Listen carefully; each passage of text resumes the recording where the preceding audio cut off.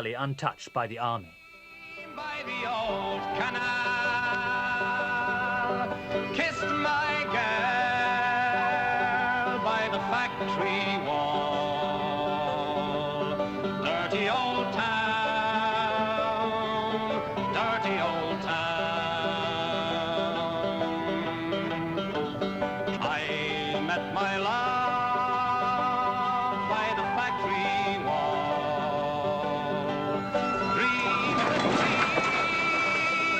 By the old Outside the barricades, the wreckage from the recent rioting continued to be demolished.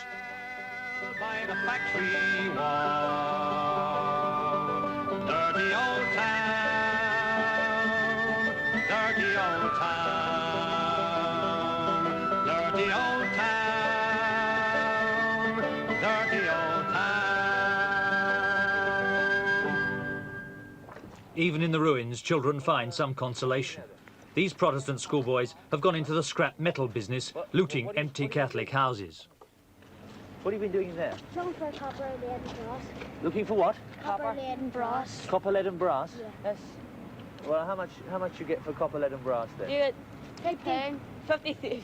50 bob for a stone of copper, 12 bob for a stone of lead. 35 bob for the copper, a stone of copper pipe. You're from the Protestant area, all you boys, are you? Protestant, Yes. And all these are all Catholic houses here? Yes. Yes. Nobody left? No. Nobody. Track one. Show me what you've been getting then. It's here. There. Now you hold on. Well, look, here's copper pipe from stove or something like that. Yeah. And Lead there's pipe. How much is these 2 bags worth? How much money would you get for these then? About £3. £3? Yeah. What are you doing with this money? Spend it. Yeah? What are you spending it on? Streets and roads and that.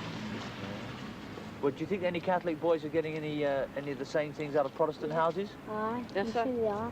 What? Yeah, Look at them over in Derry. See, look. Over in Darren, it's called a house. Do you feel sorry for these people who have been thrown out of their houses? Oh. No. What? No.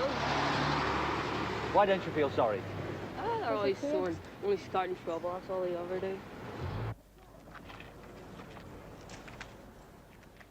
The edginess of Belfast and the delicate position of a British military occupation of a British city was illustrated this weekend by the deaths of 2 British soldiers. Both of them were declared accidents. One of them, craftsman Christopher Edgar, was shot while on perimeter patrol at a Guards company headquarters. On Sunday, the army said they were treating it as a case of murder. Investigations went on with the press outside the fence all morning. Later, the Ulster police said no foul play was suspected. But there were plenty of doubts in Belfast, even among soldiers, as to what really happened. Army commanders know that if British soldiers become a target for extremists, the security situation could become explosive.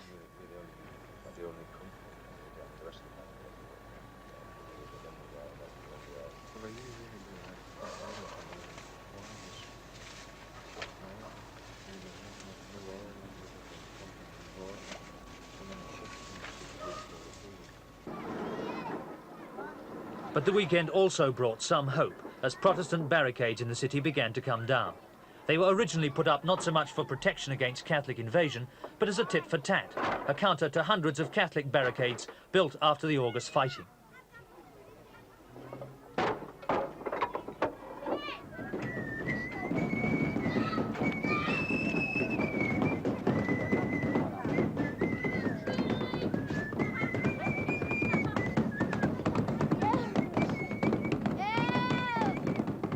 While the barricades were up, the children enjoyed them, and they sadly reinforced all the old divisions, all the old militant songs and feelings.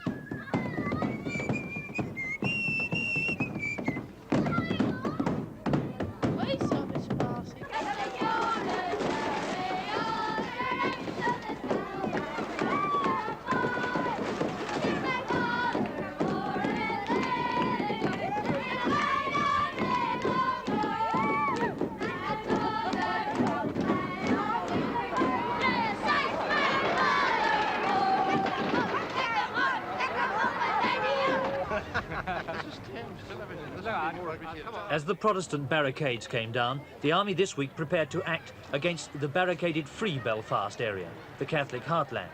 Again, the problem was diplomatic, not military. After Catholic leaders had agreed in principle that their barricade should come down, the army showed up in force on Tuesday morning to oversee their dismantling. After much bitter argument, the Defence Committee and the people at the barricades agreed. Why didn't they return the fire? I don't know, I wasn't there. Were you? Why did they come here? We are informed by the Defence Committee over there. We are fully informed. These are known. Excuse me a moment, what is that? But, sir, they're still attacking the districts, they're still attacking the Catholic districts. Yes, I'm not here to discuss your politics. You have your own representatives, and they're very good, and they're doing their job. They're the people to talk to. Father Patrick Murphy, with General Dyball, toured Free Belfast to convince the militants that if the barricades went down, the army would be around to protect them.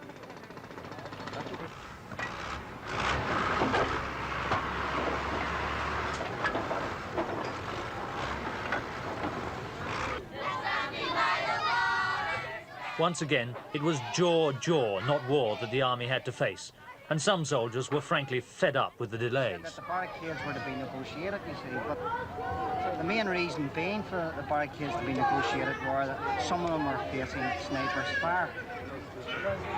And now the one down there, and this one at the very top, were the ones that were facing the snipers' fire. And they were to be negotiated to be put, not necessarily to be taken down. Well, we didn't get that privilege of even speaking to you. Somebody has decided they can come down. Not up to me. I'm here to see it goes down fairly and squarely, okay, without trouble. But the army's waiting game finally paid off. The Catholic barricades of Free Belfast, the last big ones in the city, began to come down yesterday. The kid glove technique had worked. Now, the army has the bigger job of guarding a Belfast without barricades, a city which the army has to watch day and night for outbreaks of trouble.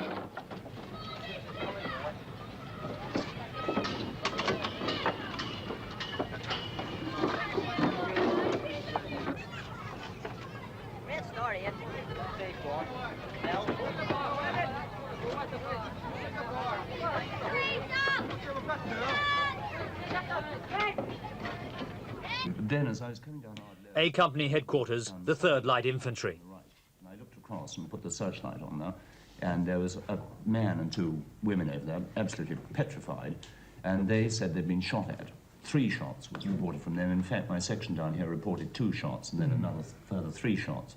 And I would say from the trajectory of both those lot that they are coming from somewhere in this area. I presume it's someone in Butler Street banging away in that direction just to try and stir it. They certainly weren't aimed shots, though, so I would say it's purely somebody trying to, raise their attention. But does that make sense? Is that the sort of thing they might do, shoot away from there just to stir it? Chatham Street, I think.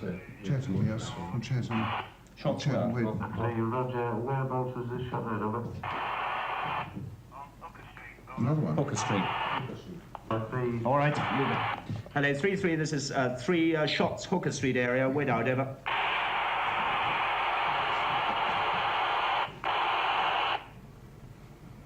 Hello, Zaria, this is 3, acknowledge, over. Yeah, roger. Isolated shooting incidents like this have to be dealt with every night in the 3rd Light Infantry area. Were you actually parked here when it happened? Because we hear it was a blue 1100 that came round the corner, they parked on the corner here, fired about 5 shots up and then went straight down. Now what I want you to do is to search for any empty cases at all. Use the gun as in these side lanes that's good. But in a city as big as Belfast, troublemakers are hard to find. A few shots can easily stir up trouble nightly.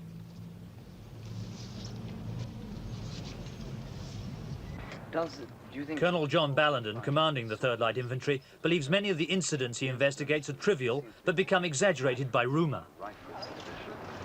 And, do you find that the incidents bear this out? They do. We have one most splendid one of this. I'm Major Hitchcock myself.